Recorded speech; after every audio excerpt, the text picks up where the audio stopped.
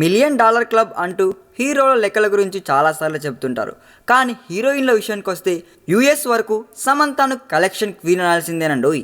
ఈ భామ నటించిన సినిమాల్లో దాదాపు సగం ఇక్కడ ఎరగదీసాడేశాయి. ఇప్పటి వరకు సమంత 26 సినిమాల్లో కనిపిస్తే ఇందులో 11 సినిమాలు మిలియన్ డాలర్ క్లబ్లో ఎంటర్ అయ్యాయంటే మీరే అర్థం చేసుకోండి ఇక్కడి జనాలు సమంత సినిమాలను ఎంతగా ఆదరిస్తారో. ఇది ఇప్పటి వరకు ఉన్న ట్రెండ్ అయితే 2016లో అమ్మడి స్పీడ్ మామూలుగా లేదని చెప్పాలి.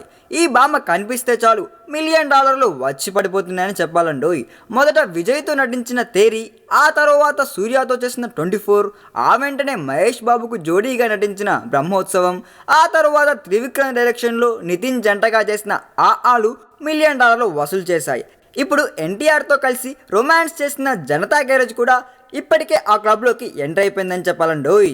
ఏప్రిల్ నుండి మొదలు పెడితే 6 నెలల్లో 5 సినిమాలు ఈ ఫిట్ సాధించాయన్నమాట. కానీ సమంత మాత్రం అంతా డైరెక్టర్ల గొప్పదనమే తప్ప తన కోసమే సినిమాలు ఆడవంటూ తన సింప్లిసిటీని చూపిస్తుందండోయ్.